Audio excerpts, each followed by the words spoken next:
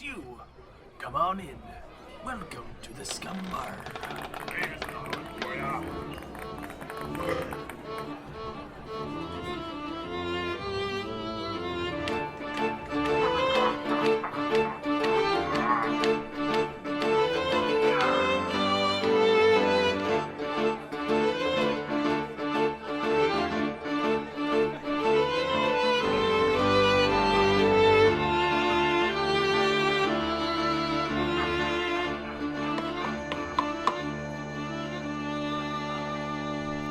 Welcome to the Scumm Bar Podcast, episode 61, where we talk movies, video games, pop culture, books, chandeliers, and everything in between. I'm your host, MAttbrush, and swinging from the chandelier himself is my co-host...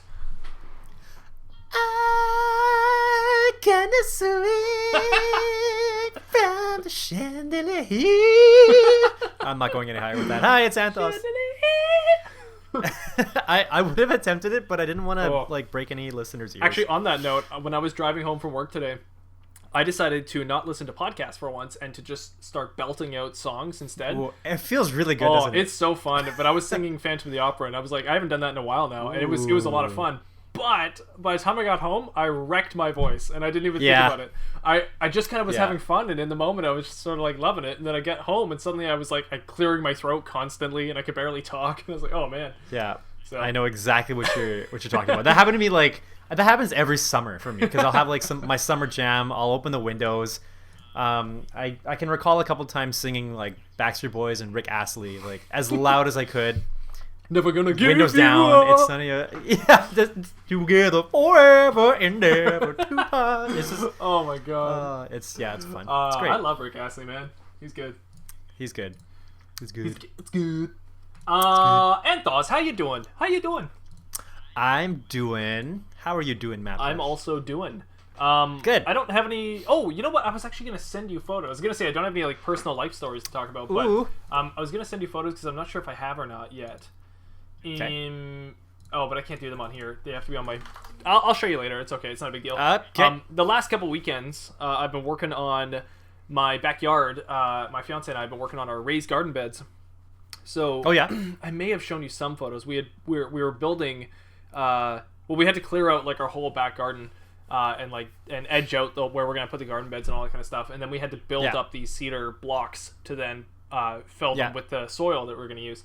So it's been 3 weekends now of like really hard work, but it's now paid off, and we finally have built the whole thing, and it just looks beautiful, and I just love it. So I've got these before and after photos, and it looks like watching like HGTV or something like that. It's like it went from like just the most ratty backyard to just like this super clean, super perfect backyard where we've got all of our stuff ready to plant our seeds and everything.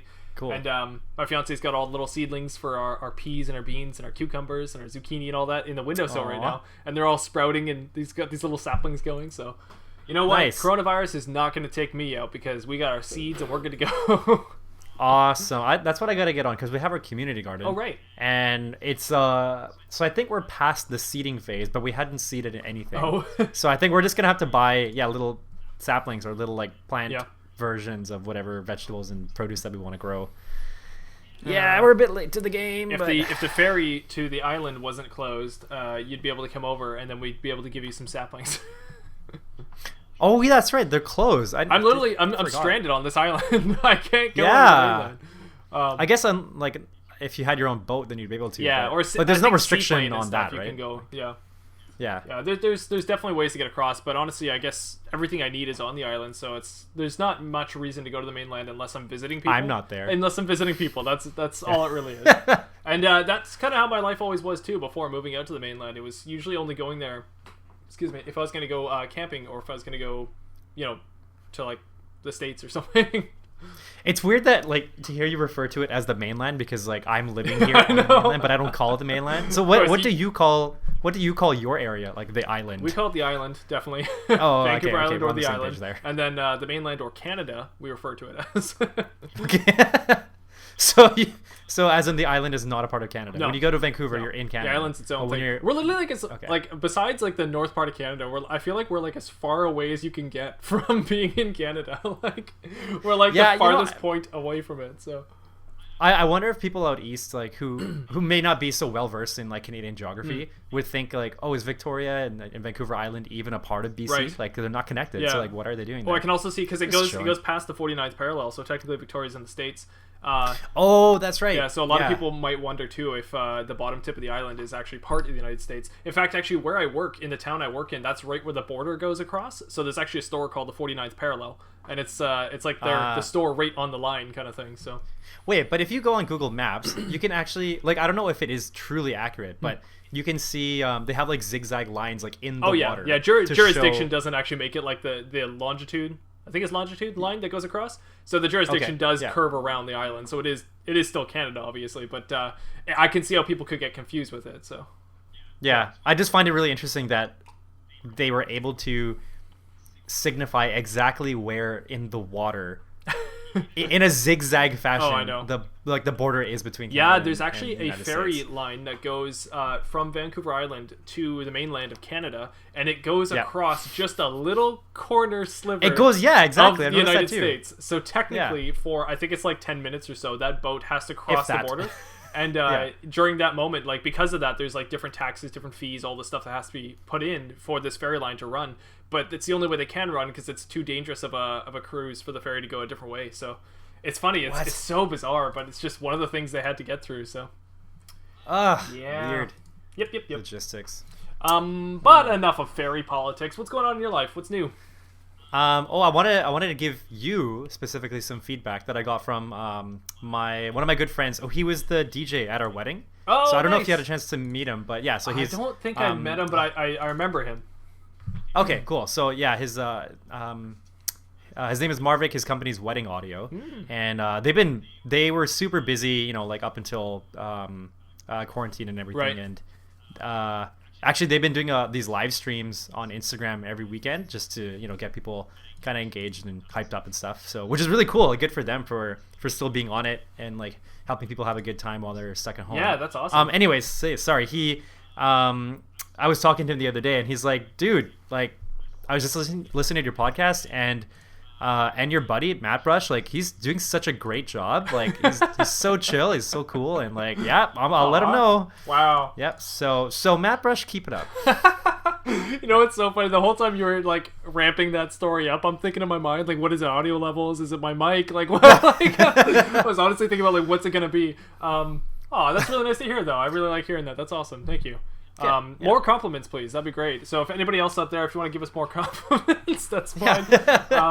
No, that's nice to hear because honestly, we don't really know sometimes how we are doing with all this. So it would be nice to, like, any kind of feedback is always good, right? Constructive criticism is always good too. So we're always willing to hear what we can improve on the show. And the only criticism we ever get is what we give each other. Like, hey, when you said that word boom, you sounded really great. Like, you enunciated the B and the M so well, and the ooh just really, that was a great vowel shape. I guess half the point too, though, is also that we don't really take ourselves all that seriously. No. And that's kind of the fun of it, right? Yeah. But hopefully all you out there listening can also just take it for what it is and just enjoy it.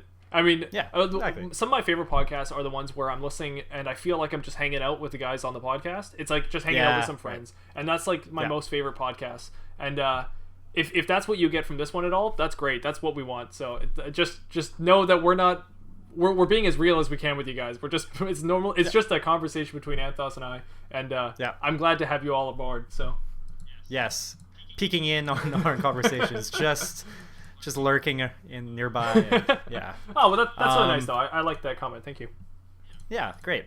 I have a shout out. Not for you, sorry. What? This is a shout out to one of our longtime listeners, Mr. Chuck. So I have mentioned him a few times because he's told me like how like he's listened and there's some things that he's enjoyed, and I've talked about it a couple times on this podcast. So I wanted to give a shout out to him and his wife and their newborn baby girl that they just had yesterday.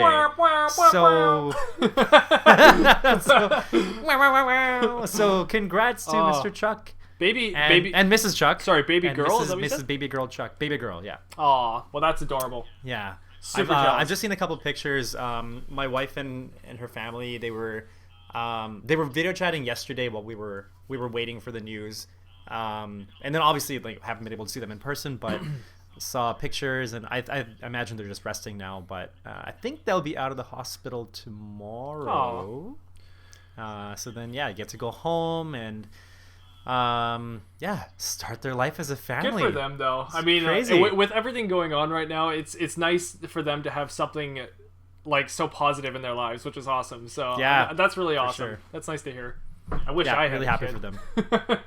One day. All I've got is actually this weekend this is not comparable at all. I'm sorry. This weekend you might get a baby. No, I'm sorry to segue to this. This is not comparable. Let me just say that first. But this weekend we might start working on our shed in the backyard. And nice baby shed. Yeah, it's not a baby, but kind of like what we were talking about. I think it was last episode. We were talking about what you should be doing during the coronavirus and all that stuff. And it's just like I was saying, just try to stay busy as much as possible. And since my fiance and I don't have much responsibilities, we've got work and all that. We don't have children or a pet or anything. It'll be nice to start working on the shed and just have that next hobby, that next thing that we're kind of working on and getting done. So I'm excited for that. But cool. Yeah. Sorry, Mr. Chuck. Is that what you said? Mr. Chuck. Mr. Chuck. Well, congratulations, Mr. Chuck. It's not Chuck as in woodchuck. It's Cheuk. Chuck. Cheuk. Chuck. Mr. Chuck. Anyway, yeah. So congrats to him, and cool. Yeah. Good for you. Anth0z, good luck and have fun. Would you like to move into, or are you done personal talk? I don't know. Sometimes you just talk forever. I'm never really done. I mean, do I want to mention them? You know what? No, we're just gonna leave it at that. I think those are important enough to take up the whole time. Okay. So, yep. Let's move into ye old news. Anth0z, why don't you take it away with some news for me? Cool. So I'm just gonna keep talking. Keep on talking. So some news. Actually, I just noticed this right before we started podcasting. Well, I was gonna say rehearsing. We're not rehearsing. Recording. This is dress rehearsal right now.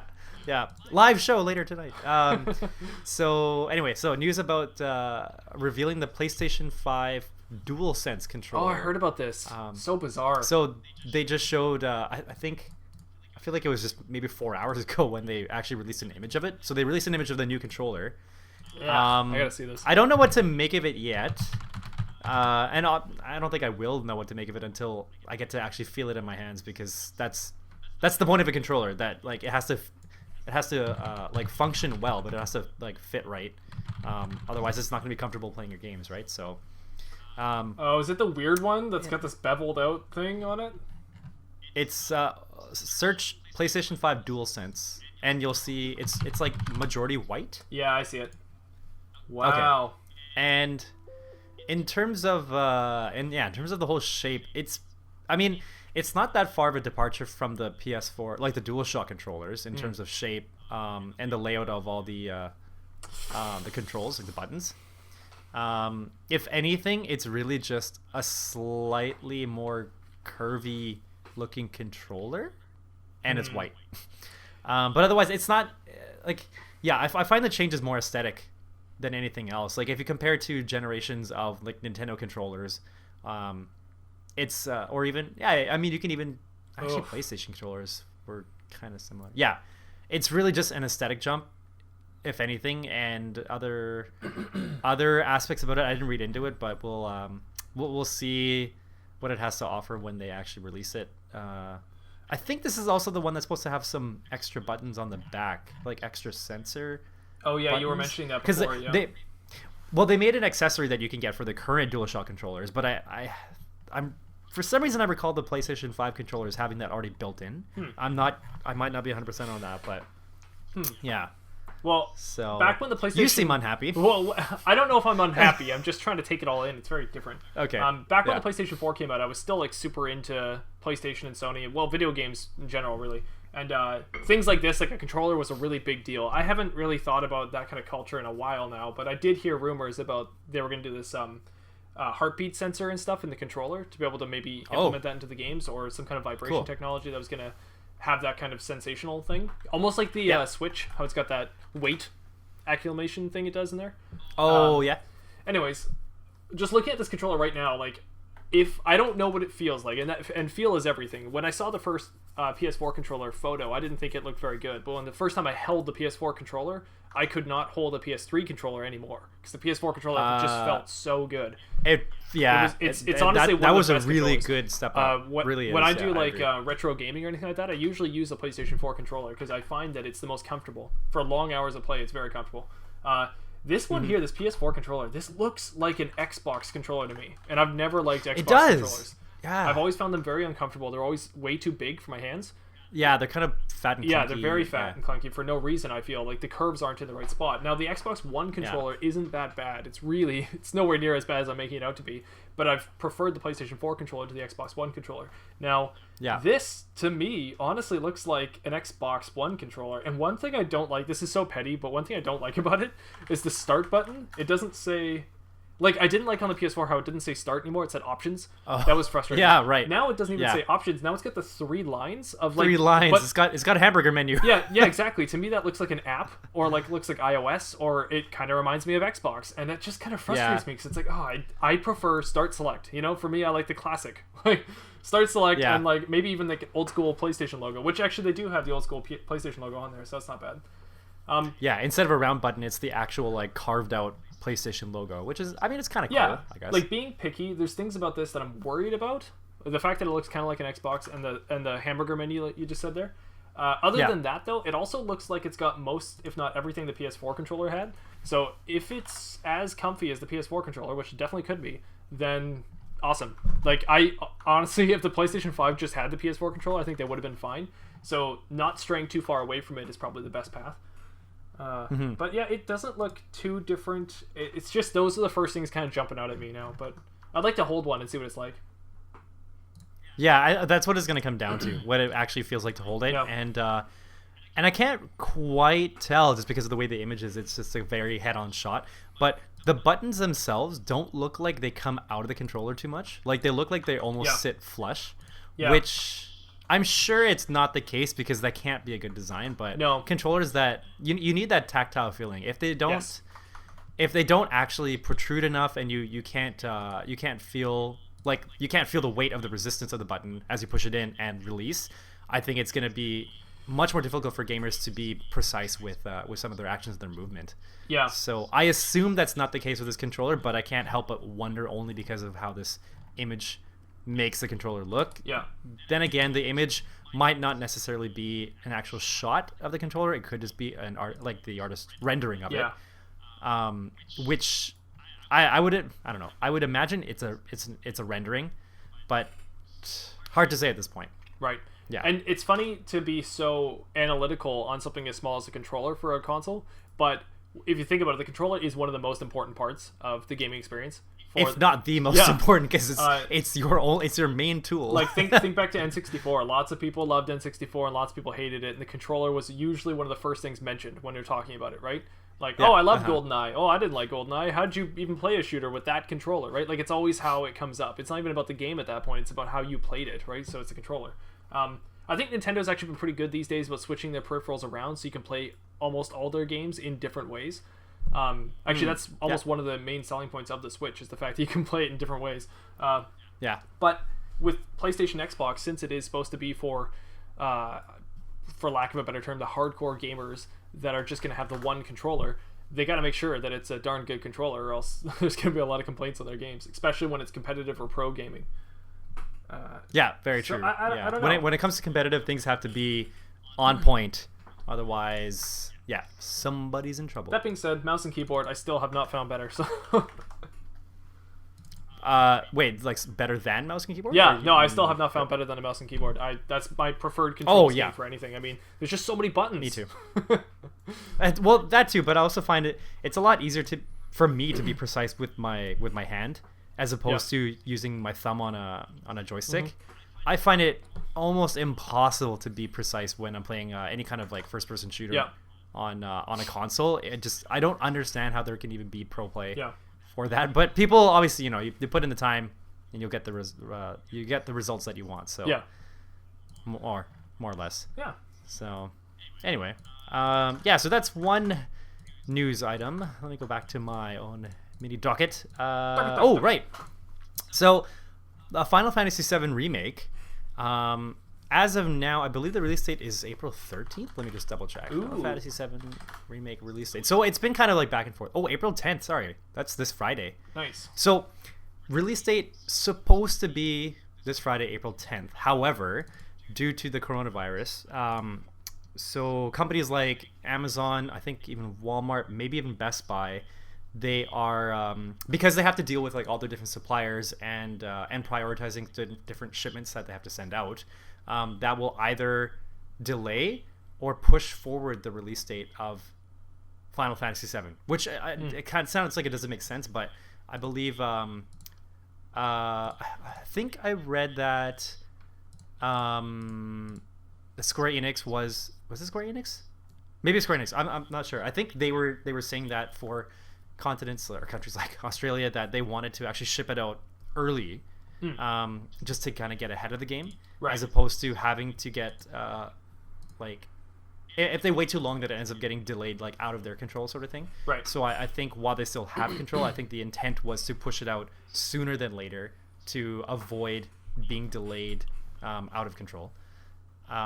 So whether or not that's actually happening, I don't know. I don't know if Europe is or I don't know if Australia has actually gotten theirs yet, or if other countries have gotten theirs yet. But I did receive an email from Amazon because I pre-ordered this. So long story short, 4 years ago, I pre-ordered this game during E3 because there was that 30% off pre-order and like the price guarantee that the price you order at that time is the price you I will pay weirdly when it's remember released. when you did that. Because you pre-ordered a few, didn't you? Yeah, I did. I did pre-order a few. Didn't you pre-order Days Gone as well? No, I didn't pre-order that. I pre-ordered The Last Guardian. Oh, Last Guardian. So that, yeah. That was I pre-ordered in the same order as Final Fantasy VII. So The Last Guardian, they came out a couple years back, but or last year. And Final Fantasy VII has yet to come out. So yeah, I've been waiting 4 years for this game to come out, which is kind of funny. Anyway, so Amazon did email me to say that they are monitoring the shipping date and they are unsure whether or not it'll be shipping on time because they will be prioritizing their shipments for household essentials, which is fair. Like I get it. Yeah. And that's totally fine. Like I don't need to have this game on release date. There are plenty of other important things that I could be doing in the meantime while I wait. So I'm not hurt by it. I'm not frustrated. It'd be nice, of course, to get it on the day of, but it is what it is. It's fine. I know I've read people like on Reddit saying like, they hate the fact, but you gotta live with it. So too bad. That's it. Yep, it is what it is. I mean, we're lucky enough we're still getting game releases at this time right now. I honestly expected everything to go on hold. It really depends on where the developers are on their release and everything. I'm glad to see that they are still able to release. And there's so many people excited for this game that it would have hurt them in the end if they didn't. So it's just nice to see that they are still releasing. But I'm not that big of a Final Fantasy fan, but I definitely understand that there's a lot of hype for this game and a whole bunch of people that want to play it. And I can only imagine that if Doom Eternal wasn't coming out because of this whole thing, like I'd have been like, oh, that sucks, but I get it. Like that's about all it was gonna be. But yeah. Oh, well. Anyway, that's my news. All right. I don't have much, but I've got a little bit of a news. But I know I love you. Did you get the reference? Do you know the reference? No, I don't know that reference. Oh, it's not don't I have much. I don't know much. I don't know much, but I know I love you. I don't know it. I don't know it. I don't know much, but I know. See, it autofills the rest of the song. By Linda Ronstadt and Aaron Neville. That's his name. Aaron Neville. He's the one that goes. He sings like. Ha, ha, ha, ha, ha, ha. He's got that really staccato vibrato kind of going on. I don't know the song. Okay, are you on? I'm listening to it. Are you? Okay, all right. I won't send it to them. Make sure you're listening to the right one. I just heard that exact part. Oh, okay, good. Yeah. Perfect. Oh my god. I was gonna tell you to skip to 30 seconds, but yeah. So you've never heard this song? No. I don't know. What? I swear. Okay, growing up, I would hear, once in a while, like commercials, they'll just sample like whatever kind of song, like whether it's like a cheesy song or like an old romance song or some sort of like old school song. Yeah. That's how I grew up learning all these about these older songs. I would hear them in like infomercials or random commercials that just sampled music. What's an example? Oh, geez, I can't think of it. But do you ever see those infomercials where they're selling a whole album and they cut, like, you'll hear maybe 10 seconds of one song, and it's scrolling up on the screen, and it's like got the songs exactly. highlighted as it's coming up. Yeah, I know that. Yeah, stuff like that. Yeah. So like my friends and I, we would memorize how that song would go, and we would sing the songs, and we would cut to the next song exactly where the infomercial would do it. And that's how I learned about all these old songs. Wow. Back when I watched cable. Wow. Cable's almost a thing of the past now.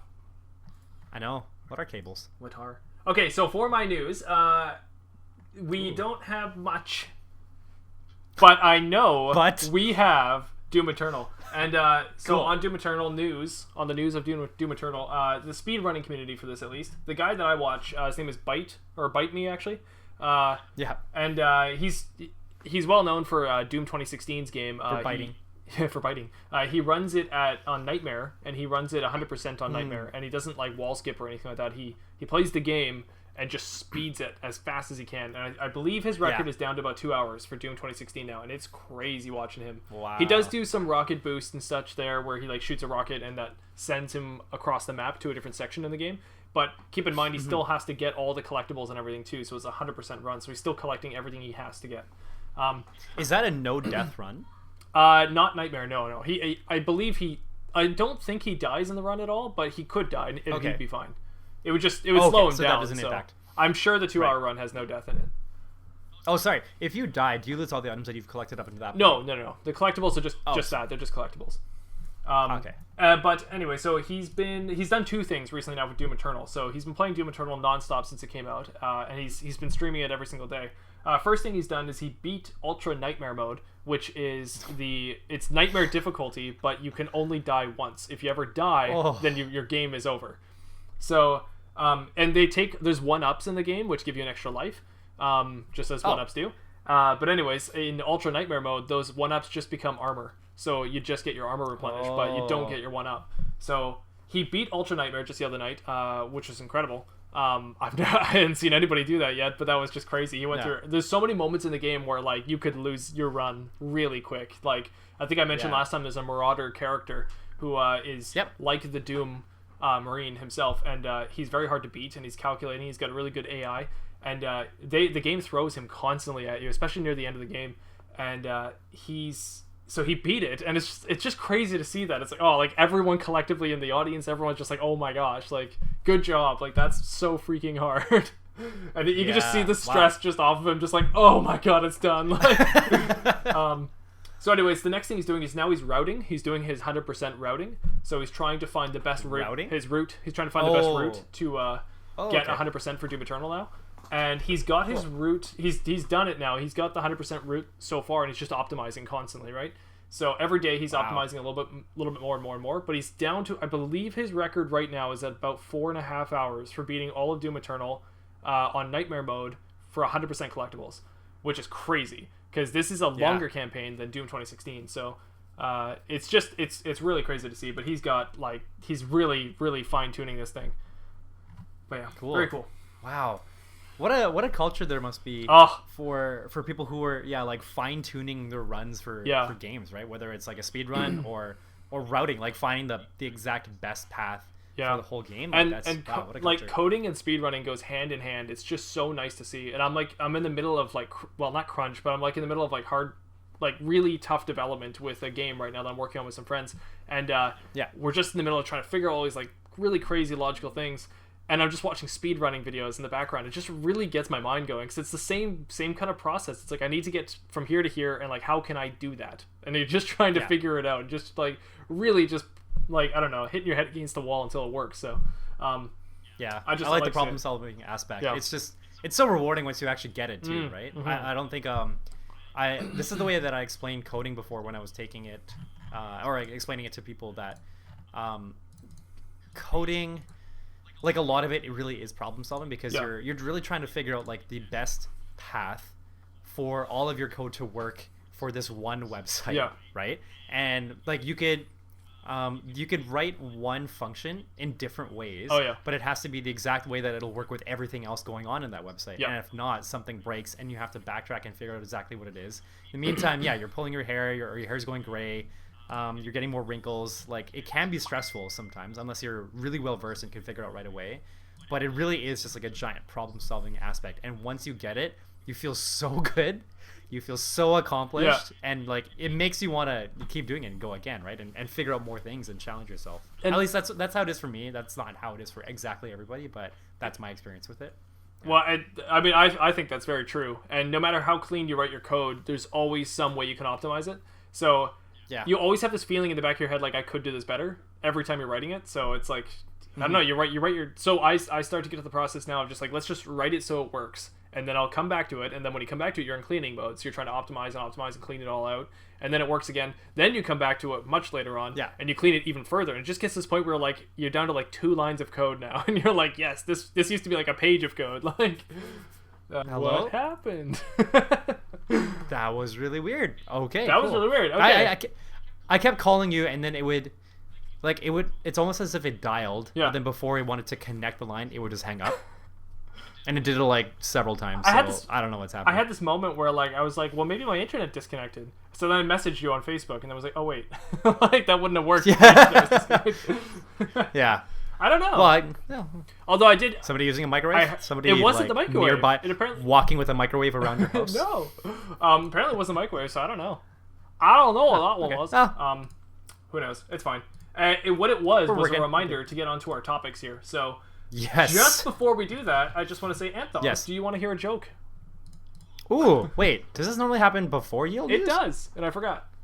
Oh, cool. Oh. All right. Yeah, that's all right. Sure. Let's do it. Why don't pirates like cursive? Oh. Oh no, you froze again. Am I gonna... Can you hear me? Hello? Oh no.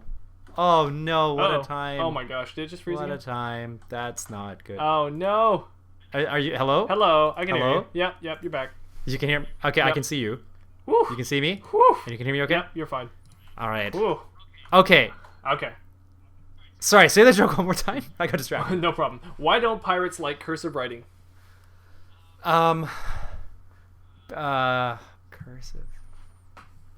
Oh, jeez, I want to get it so badly. Why don't pirates like cursive writing? Because they're... I can't. Something about slanted? I don't know. What? Because it's scurvy! Ah! Darn it! Ah, I should have had that. That was a dumb one, but I liked it. No, that's great. Oh, I really should have had that. That's a dad joke. It definitely is. You said you were going to get it today. Oh, you didn't get it. Well, what I did say is I'm going to prove to you just how well I get jokes. I think something like that, because I didn't get the earlier joke or something. Right. So really, I just proved to you what you already knew. All right, Anth0z, would you like to take topic number 1? Yeah, okay. Yeah, all right. So this is actually, no, it's funny. This is almost relevant to what's just been happening with this whole, with our internet connection cutting out. Yeah. I hope you can still hear me, because your video is like you're skipping. Yeah, I can hear you right now. It goes in and out a little bit, but yeah, it's okay. But you can hear me. Yep. Okay. So things that you can do with a computer or video game that you wished you can do in real life. Oh. So the point is just like, I guess, like what things you would do, in your like digital that you wish you could apply to real life. I think we might have done like a similar topic. I don't think we've done it exactly like this way, but for example, I wish that I could use some function like the undo button. Oh, that's such a good one. That's probably one I would use all the time. Oh my gosh, that's such a good one. I love that. Okay, so the undo button. I'm just gonna keep talking. Go ahead. In case you're not even like with me. Go right on ahead. But all good. So undo button. Say you're walking down the street, you step in some dog poo. You have nothing that you can use to clean it off at the moment. There's no grass nearby. The concrete is too flat to get into the grooves of your shoes. So what do? You use the undo button.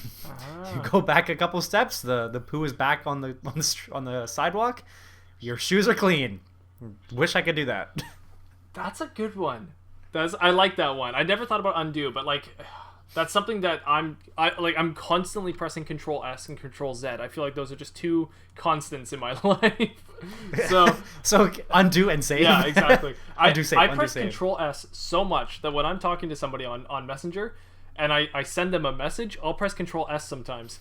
I'll press enter. Wait, let me just preface for those who don't know the hotkeys, but Control S on PC, like Windows, is when you save whatever you're working on. Control Z is when you undo your last move, and sometimes programs let you undo up to a certain amount, so you can do like undo the past 10 or 20 or like unlimited depending. Or Control Shift Z to redo. Undo and redo. Or depending, it could be Control Y is redo. So it depends on the platform. I don't like that one. Because that's a stretch. It's really far for you.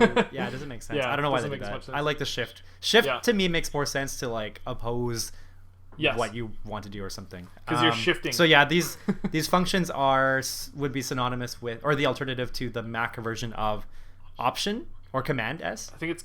Oh yeah, good point. I think it is Command S. Command, sure. Yeah. The one next to the space bar. It's pretty similar on Mac. Like it feels the same as it is on PC. Yeah, similar. So anyway, sorry, go on. Yeah, no so problem. Use Control Z and Control S. I just use them so much in life that so when I'm messaging somebody on Messenger, like it's ingrained in my brain. I type in the thing, I press enter, and I press Control S, and then suddenly I get that. I don't know if in Messenger. Yeah, I don't know if you've seen that in Internet Explorer or Google Chrome or whatever you're in. If you press Control S, it instantly thinks you're trying to save the web page, so it opens up your File Explorer and it's like trying to save your web page. And I've seen that screen so many times. It's hilarious. Just because I'm constantly pressing Control S. And something that Google, you might not know this, but Google Documents does, thank gosh, is if you press Control S in Google Documents, nothing happens. It's like Google knows that you might be trying to press Control S every now and then, so it just kind of lets it not do anything. So the amount of times I've just been writing a document in Google Documents and just like Control S-ing all the way through, and just nothing's happening, but it's just my force of habit. So I think save Control S. I think that would be really useful in real life too. Like, say you're about to test a bunch of options and you don't know which one you should do. Yeah. So you save your current state, and then you do a trial. Oh, it didn't work? Okay, I'm going back to my original save. Yeah. Next trial, and then Yeah, I like your undo thing. I think that's really smart. I really like that. That's much better than mine. But all I can think about right now that I would like to convert from video games. There's two, both from Doom Eternal, but there's one I'm gonna pick. So. Double jump. I think I would love to be able to double jump in real life. Oh yeah, it's a simple thing. It's very simple, but like you obviously can't jump and then jump again off of your jump. That doesn't make any sense. Yeah. But in video games, it makes so much sense. So for sure. I'm glad that you brought that up. I was gonna ask you give video game mechanics. Yes. If I could double jump, I could get on my roof so much easier. So if I needed to go clean the gutters or something, I'd be able to double jump and be on my roof in 2 seconds. That'd be great. So what would your double jump look like? Because in some games, if you double jump, your second jump looks exactly like the first one. Yeah. Whereas some other games, your second jump is like a flip. I want like the Legend of Zelda, like hey yeah. Okay. I want to do some like crazy spin attack when I do I want a Smash Bros double jump. You know, one where it's like I'm fighting while I'm doing it. That'd be worth it. I'm using the momentum swing of my first jump to create the second jump. So. Yes. Yeah. Yeah. Cool. I like that. That's what I really want. like that. Yeah. I can't think of a video game thing right now. I'm sure I'll think of one, but another computer kind of aspect that I wish I could do would be copy and paste. Oh yeah. So for Windows, Control C, Control P. Yeah. Oh wait, what? No, Control C, Control V, not P. Control C. Oh yeah, you're Control right. V. That's funny because Control X. Control P makes sense. Control P is like Control. Yeah, I don't know what, but Control P is print. Yeah, for sure. So Control C copy, Control V is to vaste. Vaste. Control X is to cut. So X is cut. Anyway, sorry for all you tech savvy people out there. Control B to bold. You control freaks. Ooh. Anyway, so copy and paste. Say for example, okay, stationery.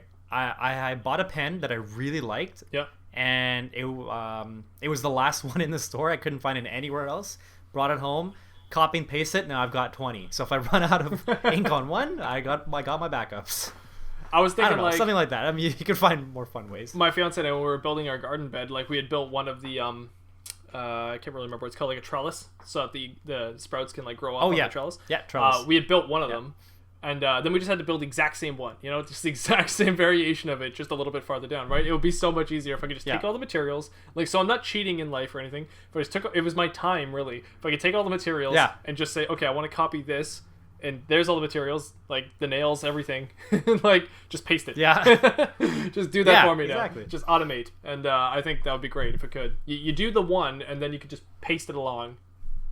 It's like in I think it's in Photoshop and like in Illustrator. You can just grab a selection. You can hold down Alt and then drag that selection, and it's duplicating that selection now. And it's just so much. If you could just do that in life, where you just dragged like the thing you just made, and just like okay, now that I made one, I have infinite. Like, yes, that'd be great. But you have to you hold shift so that you keep the parameters, and it's moving at an exact if you resize same. It's it, either moving laterally or vertically or whatever. Okay, so I did think of one game mechanic that is kind of random, but I've noticed it in like you only see it in certain games, and it's where you duck and you press a button and your character slides, like it dashes across. Oh, like Mega Man. Duck shape. Mega Man does it. Yeah, like Mega Man. Yeah. Or even like in Towerfall, for example.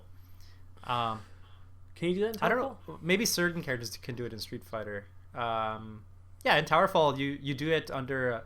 The like dash. You dash. You mean the dash under? Like. Well, the thing, it's a dash under, but it's kind of the same thing. Like, you're basically sliding against the ground, right? Right. Yeah. So, I think, I don't know. I guess I just feel like that would be really fun, because I feel like it takes a little bit less effort than having to double jump, and I would just like my body just all of a sudden is able to, like remove all of the friction for like the meter in front of me. So I just duck and I slide and I can get under objects. I just think, I don't know, it'd be a fun way to commute. Yeah. Yeah, I think that's it. It just seems fun. The other one from Doom Eternal that I would do is the one-ups. And like that's in lots of games, but just the one-up in general, I think would be a lot of fun to have. If you were living your life but you knew that you had 3 other lives left. Oh yeah. Then obviously you would take a lot more risks in life, and I think that'd be interesting. If you saw somebody doing something crazy and you were like, I wonder how many lives he's got. Like, it'd be very interesting. Yeah. So anyway, I think I'm sure we could probably think of like so many more. That's but interesting, I think though. that's pretty much the gist of it. Video game mechanics in real life. That's cool. It's just a fun little thing. I don't know, just quarantining is just bringing out different things in life, right? So my thought process being one of them is just completely different. Speaking of different things in life, Anth0z, why don't we move on to something I like to call the Wheel of Scumm. Scum. Anth0z, cue the music. MAttbrush. On the Wheel of Scumm, we like to play 7 different games, apparently. There's 7 of them, and they go like this. We could land on number 1, which is Pirate Adventure. Number 2, I Can't Believe It's Not Better. Number 3, Crossover Crossbover. Number 4, Tit for Tat from Anth and Matt. Number 5, Who Wants to Be Scum Millionaire. Number 6, Swashbuckler. And number 7, Across the Universe. Anth0z, spin the wheel! Click. Beep, beep, beep, beep, beep, beep, beep, beep, beep, beep. The wheel is spinning. The wheel. Which order did we do last episode? Was it? I think it was Across the Universe. Okay. Across the universe. Because we did crossover. Yeah, we did. And then we did. Across the Universe. I believe that's what it was. Okay. Yeah. And we haven't done this one in a while. Who Wants to Be Scum Millionaire? Ooh. Interesting. Anth0z. Oh, cool. Let's get trivia for you. Do you have a game or something in mind you'd like to have trivia for? Oh, so does it have to be something that I feel well versed in, or just something completely random? It random? Could be anything. Oh boy, what's a video game series right now? Let's go with the Spider-Man game series. Does that make like on PS4 or just fair? In general? Oh, so it's not just okay. Sure, PS. Like, does it matter? Okay, fine, PS4. Whatever you want. Oh no! Wait. How about Jedi Fallen Order? Let's see if I can do that. Okay. Jedi Fallen Order. It's very specific. Because I've actually like completed the game, so there's a chance that I'll know something about it. Trivia. Okay, let's see if there's. Jedi Fallen Order trivia? I don't know if this is a thing. I don't think anybody's made trivia for Jedi Fallen Order yet. Aw. Okay. Character quiz. That's about all I got. I don't know if that's a thing. Play the quiz. Okay, can you name the Jedi Fallen Order characters? Okay, are you ready for this? There's a timer. I'm going to share my screen for you. Oh, I can't share my screen on this. I can't remember characters. No! Oh, you can't? No, not on this. On Google. We gotta switch to a different. Yeah, on Google chat. Duo, we can't share screen. I forgot about that. Come on, Duo. Okay, here, I'm going to send you the link, and we'll go along with it together. Cool. There you go. Because I don't know this at all, so I'll just read it out. You can actually, I can't even read it out. I'll just have to describe the photo. It's a photo-based thing. Okay. Okay. All right. Sporkle. Okay. So question number 1, we've got there's a guy there with what looks like maybe brownish hair. He's got like a very business kind of suit thing on. I don't really know, some kind of sci-fi suit. He looks young. He's clean shaven. He's got maybe blue eyes. I don't know. Who is this guy? I know the answer. I just want you to keep describing it because I'm enjoying it. Is this the main dude? Is this the? This is the main dude. Okay. This is Cal Kestis. Yeah. Cal Kestis. CAL space KES KESTIS. KES. Cal Kestis. Okay. Wait, did you press play quiz? Yes, I did. To press it. Yep. Ah, I see. Okay. Oh, okay. Then I'm putting the answer in. Okay. Oh. Question number 2. We've got some kind of droid-looking thing. It looks kind of like the binoculars from Toy Story. Oh, no. It looks like Wally. Oh, except yeah, it does like kinda not Wally. like boxed. Okay, what's his name? So this is BD1, I believe. BD1. BD-1. Yeah, you're right. Nice. Okay, number 3. Oh, shoot. We've got what looks like an African-American woman, I think. I can't tell, but I think it's a woman.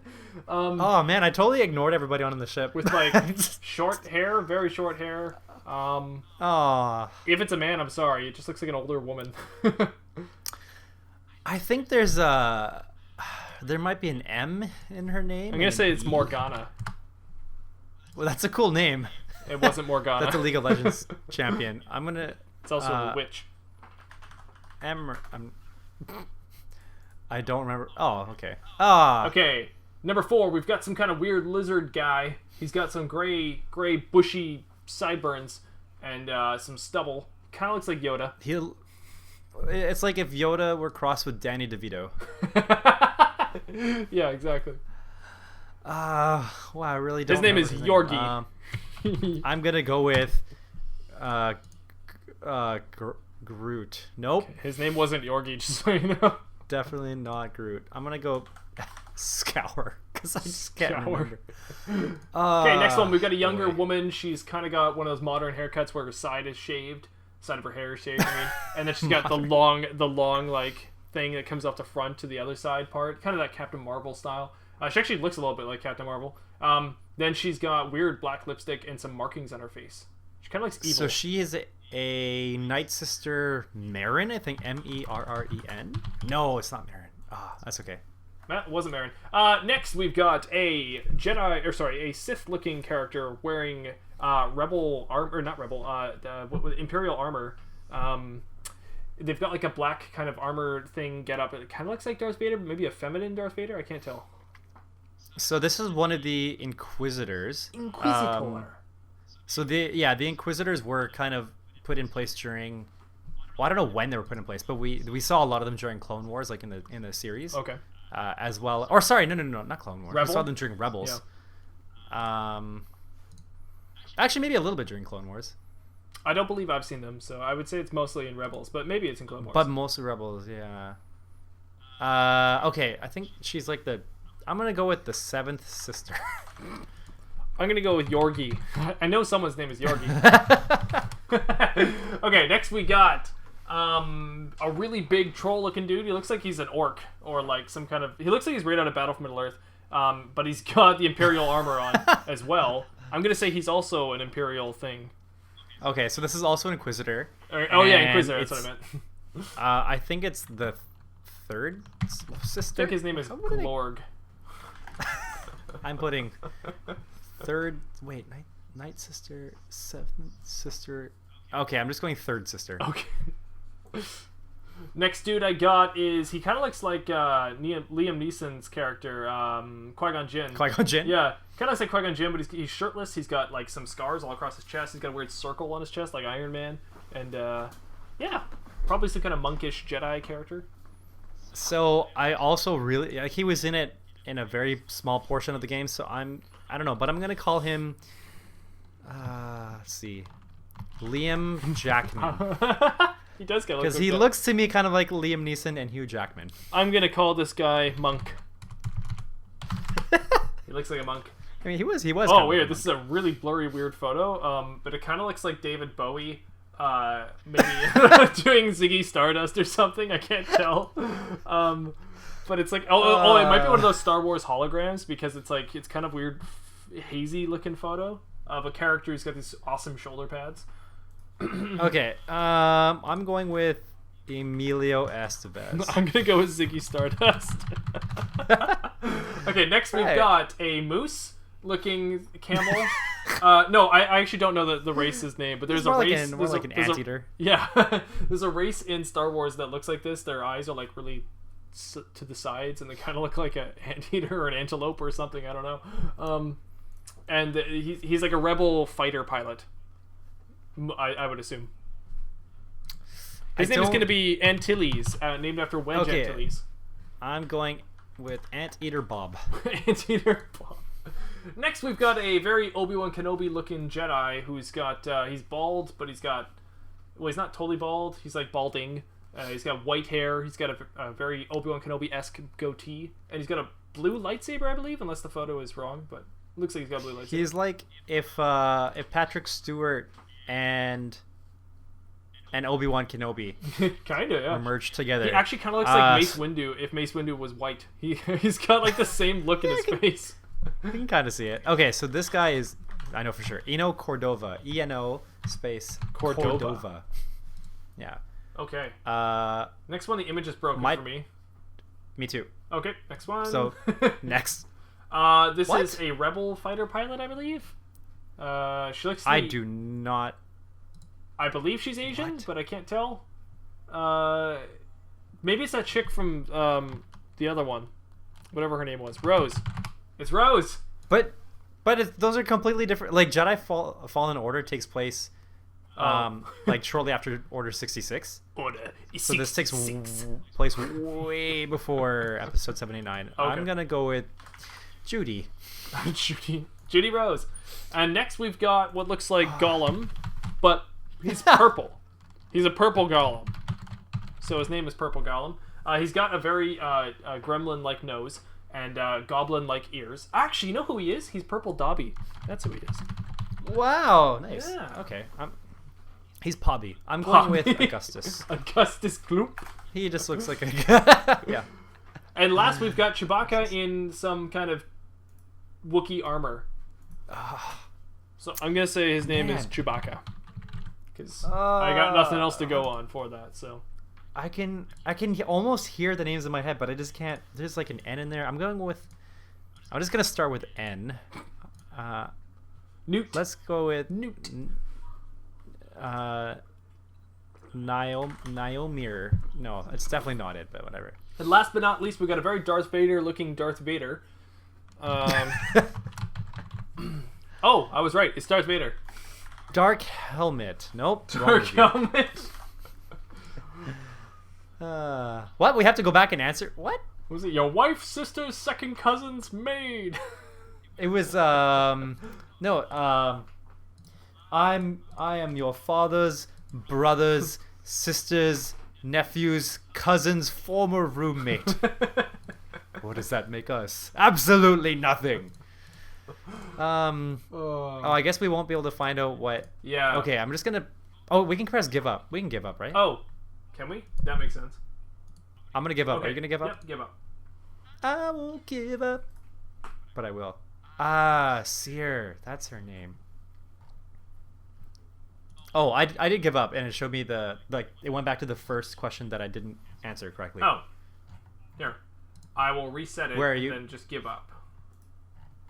Oh, what? I can't give up. I can't give up. That's okay. I'll just go with the I can correct give up. There we answers. go. Okay, starting with the very first one is Cal Kestis. Yes. The very next one was BD1. You got it. Very next one was Yes. Ser Junda. No idea who that is. Yes. Oh, the Yoda-looking dude was Grease Dritus.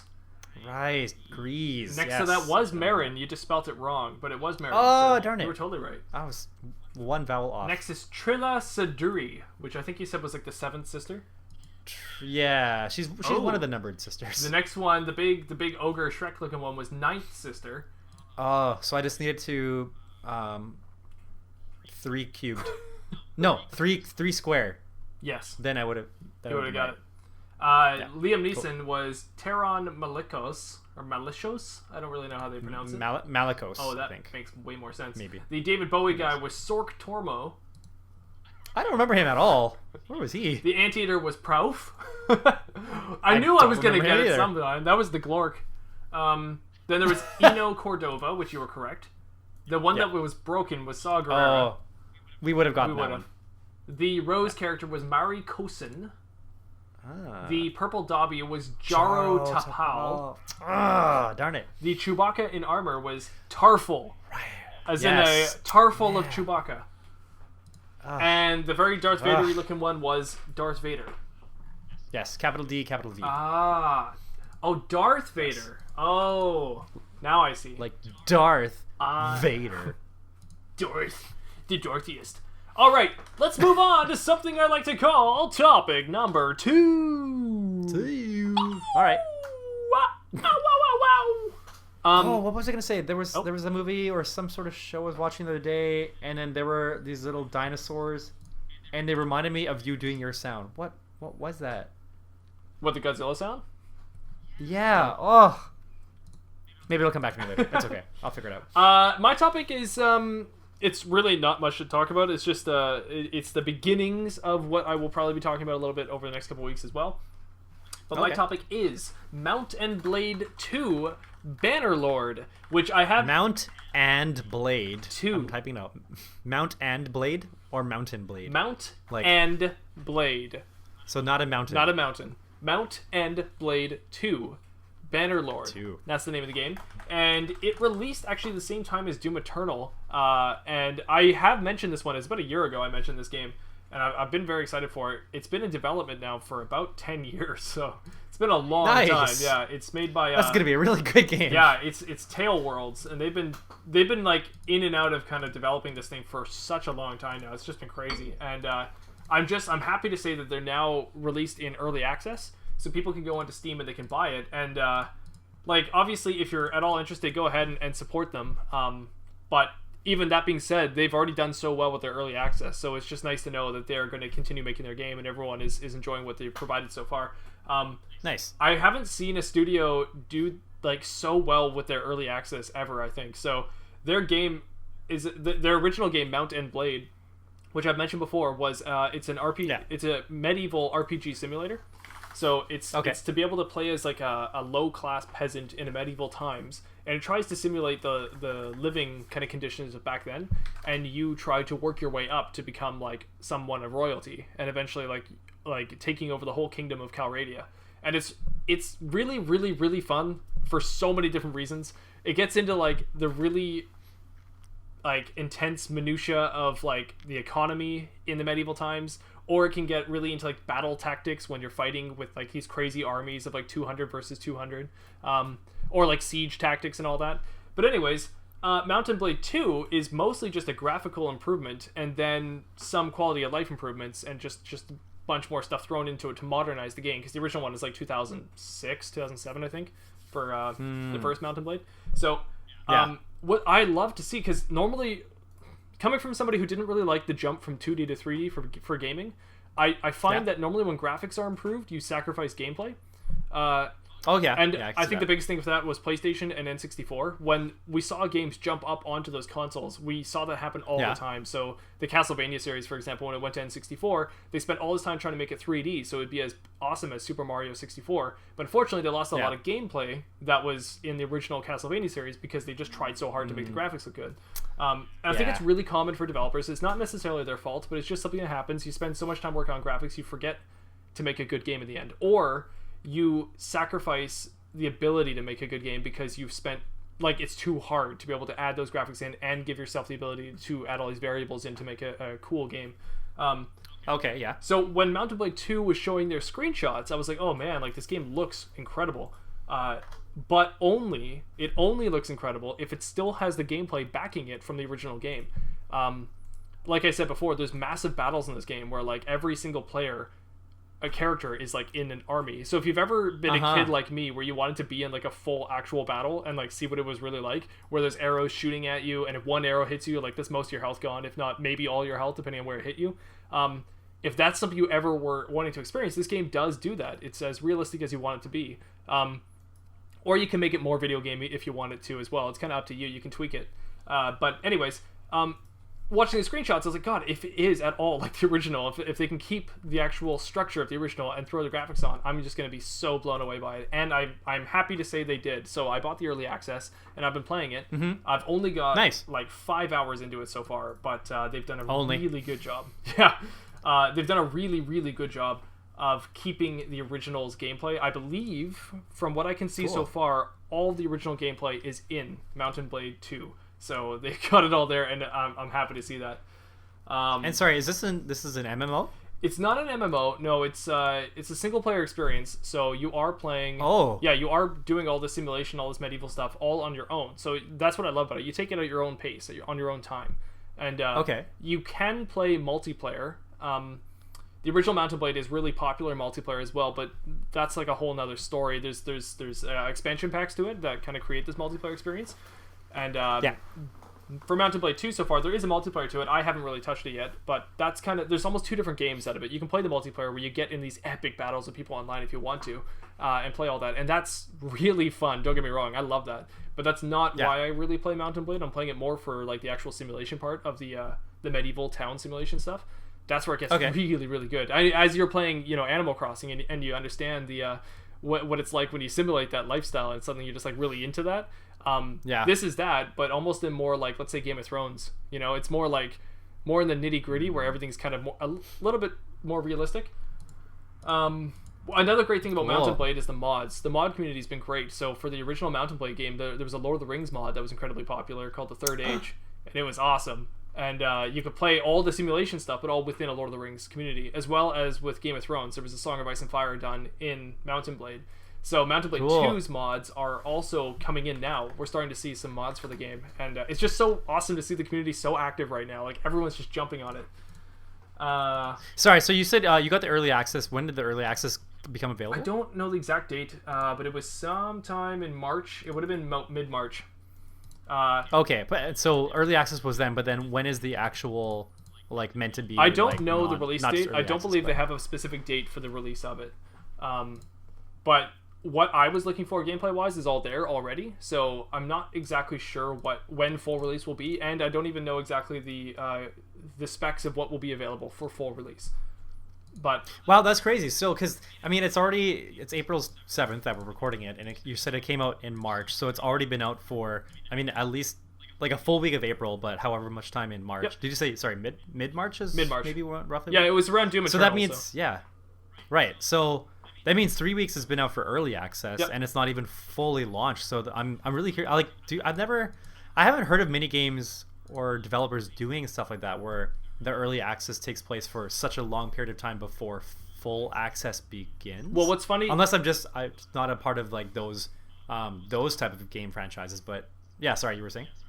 There's not a lot of games that do it this way, but this company, TaleWorld, they did this exact model with their first Mount & Blade. So I believe they're kind of doing it in the same way they did their original one. They know that if they make the base game for their fans, then in a weird way the fans are helping them make the game as they continue with it. So the fans are putting the money where their mouth is, saying like, if you make this, we'll stay here. And the company's saying, okay, good, if you pay us, we will give you what you want. So then it kind of becomes this like symbiotic relationship between the fans and the developers, and it seems to work very well for them in the past and now. So both games are becoming very critically successful.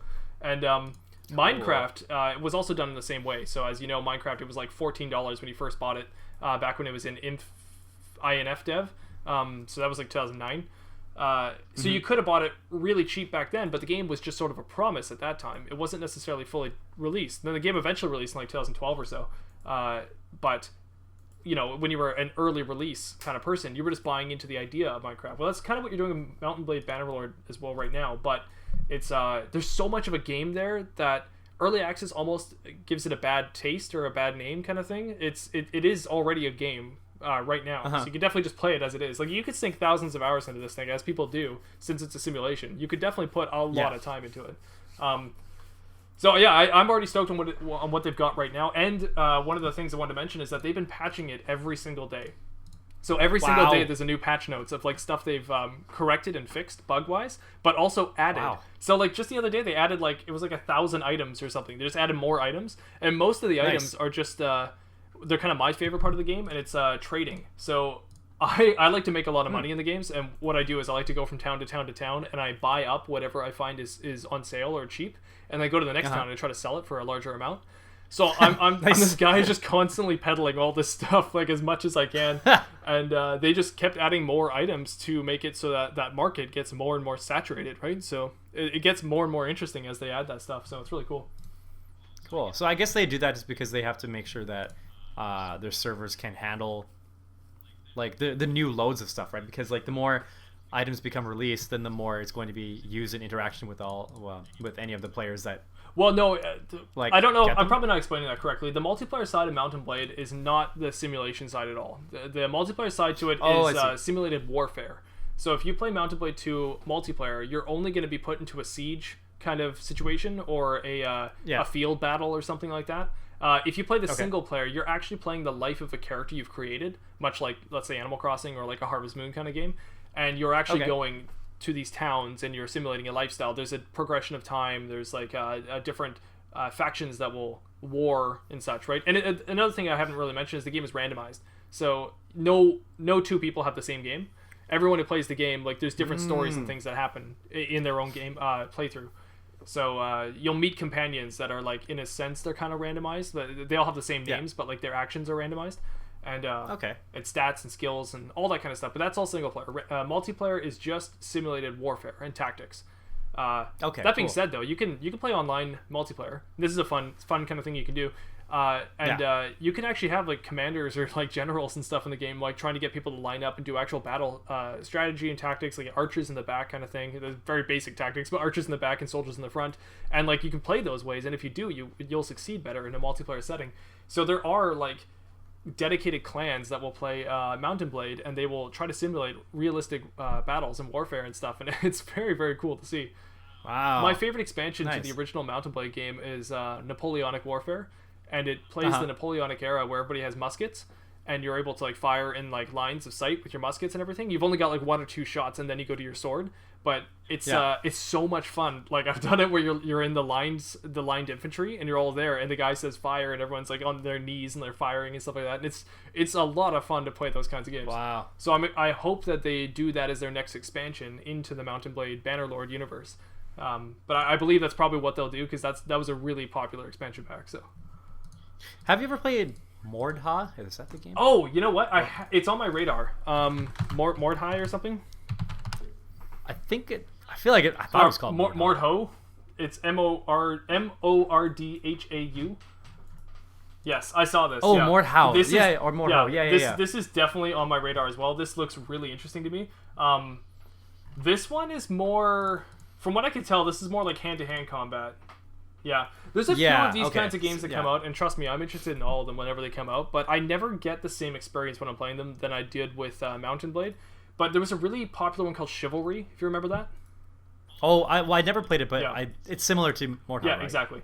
Like, and it's first person and all that. Yeah, and it was it's kind of that medieval strategy battle warfare stuff. I really got into the other one that's made by Ubisoft too. I can't remember what it's called, but it was like it tried to really create that whole medieval experience. It had Vikings versus like ninjas versus like swordsmen and stuff. And they tried to get into it, but honestly, like, I've never found a game hit as hard as Mount & Blade. And the reason why Mount & Blade hits hard, and this is going to sound dumb, is because of the long stretches of it being boring.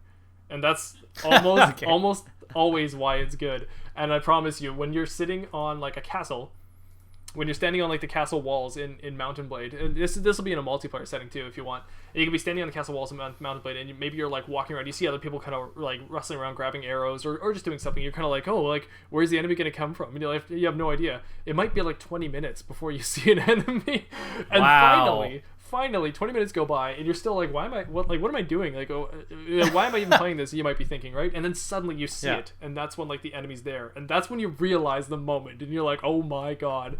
And that, especially the moment, and this is what's so much fun, if you're attacking like a castle, if you're the attackers, that moment of walking with a bunch of like guys or running with a bunch of men, and then you start to see the arrows coming at you, and they're like whizzing by. Sometimes they hit the guy next to you, sometimes they hit the grass or something like that. That is just incredible. That feeling is so much fun. Wow. I've been on the expansion Napoleonic Wars where you're in a boat. I've been in like a boat with guys, and you can see the musket balls, like they fire and they whiz past your character and stuff like that. You know the guys are shooting at you, but they don't have good enough aim or something. It's just, and you can't really do much but just stay in the boat.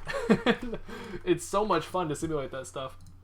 So Napoleonic Wars, I'm checking it. So the Battle of Waterloo is one of the first ones. Oh yeah, that's one of the maps. Yeah.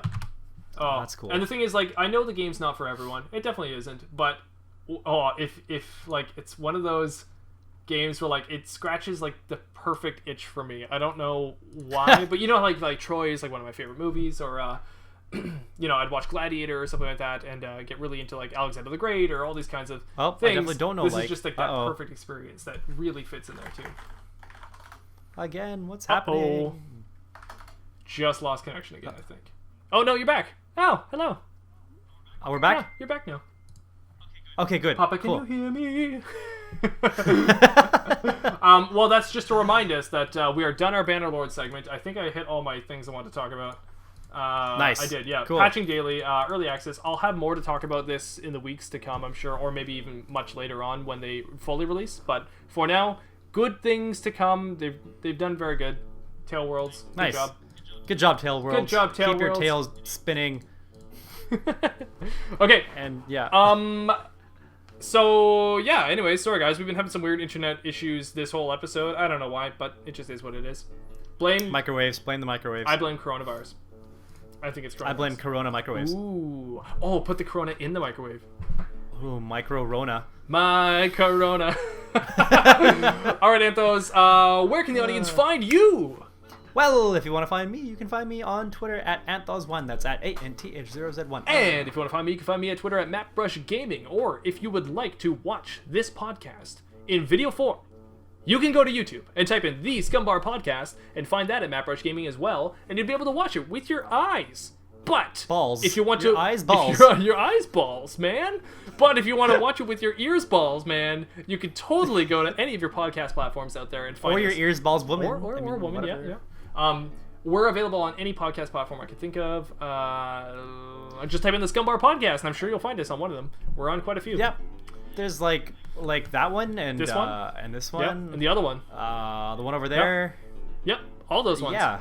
Every single one of them. Perfect. And the Nailed secret it. hidden Got one them all. too. Yes. There too. If you'd like to write us a thesis, just send us an email at thescumbarpodcast@gmail.com. We'd love to read your thesis. With the subject thesis. It's just so we know exactly what you're talking about. Exactly, and we may read your thesis on air. Yes. All right. Well, without further adieu, Anth0z would like to tell you something. Adieu to you and you and you. Goodbye. Great. All right. Goodbye. All right. Bye. Bye.